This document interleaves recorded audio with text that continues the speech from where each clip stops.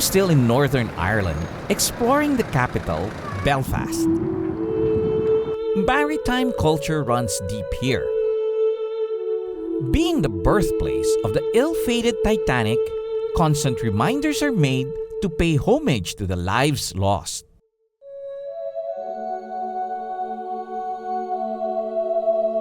Here in St. Anne's Cathedral, 1,517 of them are honored in these hand-embroidered crosses.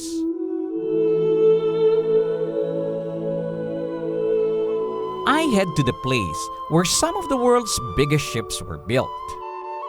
In Queen's Island is the Harland and Wolff shipyard, once the largest in the world. Today, we find out its place in history. Belfast is known for its maritime heritage. In fact, the world-famous Titanic was built right here. I'm going to get to look around and check out the place with the help of Ben and the Segway. So you ready to follow me then? We'll get started? Yes. Yeah, we'll go this way to start. Exploring a vast place like this is always fun with something like the Segway. A clever and eco-friendly way to get around. We begin on the slipway, a ramp close to the shore where boats can be moved to and from the water. This is Titanic slipways.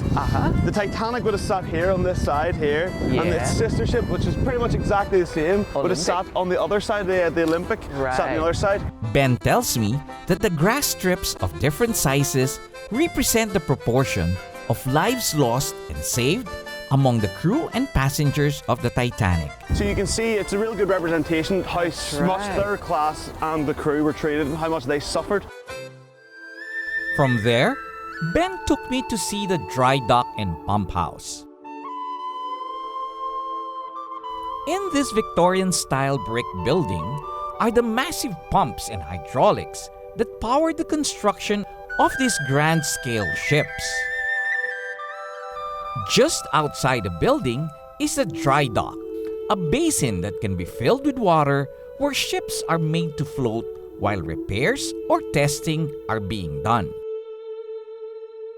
With the size of the ship fitted in here, you need equally heavy support at the bottom when the water is pumped out.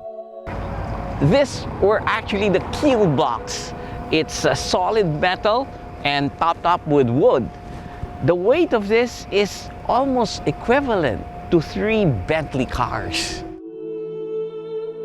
26 million gallons of water were drained out of this very spot where the Titanic rested on, as she was deemed ready for her maiden voyage the following day.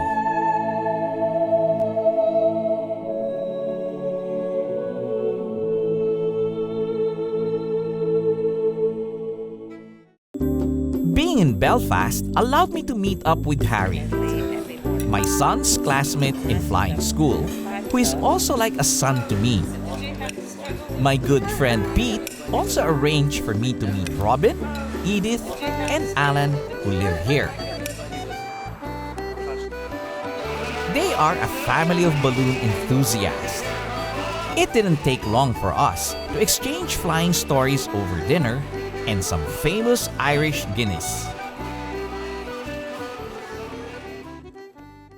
The next day, they decided to invite me over to their garden center in Hillmount and take a quick look at some horticulture.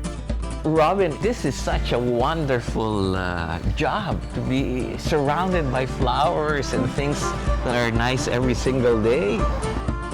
We're so lucky to be in the garden business, and nature is such a lovely thing. How did the business start? I think from your grandfather. Yeah, I'm the third generation, and my grandfather started in 1940. At those days it was just a market garden, just fields with growing vegetables. And then after that then we started growing the flowers. We have moved into the retail end, 20, 30 years ago, and because we're close to Belfast, it does very well.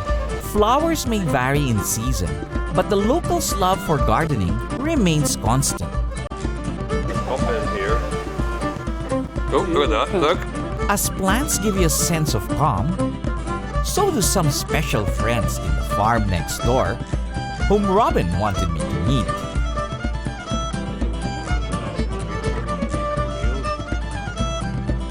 A consistent spot of colors in a city where the weather's unpredictable, I'm glad to discover this small oasis I may have otherwise overlooked. And I've gained some new friends here. From Belfast, we drove west to Longkesh. Located at this former World War II airfield is a place I thought would be good to explore. Hello, Troy Roa. Welcome to Northern Ireland. Glad to be here. Ray from the Ulster Aviation Society welcomed us. This is like a kid entering a candy store. So you've got a good collection here, huh? Yes, we have the largest collection of aircraft in all of Ireland. We're not just like any aircraft museum. Yes. We try and pick aircraft that have a connection with Northern Ireland. I see. And this is a nice looking turret here. It's a World War II tailed gun turret from a Whitley or Wellington bomber. This is the condition we found it in. Wow, and it's restored to this. And one of our members took it home 2001 and brought it back in 2011.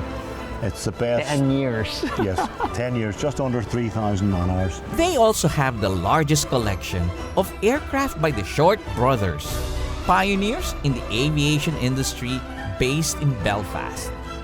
And the Tucano. I had a chance to meet the designer in Brazil. Oh, wow. The original guy. Embraer. Yes. The Short brothers also manufactured the Canberra, a jet-powered bomber known for flying very high altitudes. This was a special version. This was the last of the real Canberras. This is a Mark 9. Yes. It's a photographic reconnaissance spy plane. Yes. So there's only 23 of them built, and they were all built in Belfast. And of course, the Short 330, a small passenger airliner built in the 70s that carried 30 passengers. It's the second 330 ever built. Oh, so this is serial number 2. Serial number 2. It was known as the pre-production aircraft. Yes. And she ended up being the sales aircraft for the type. She has been all around the world. Its larger version, the Shorts 360, was used by our flag carrier, Philippine Airlines, which they even keep a model of. Aside from the aircraft,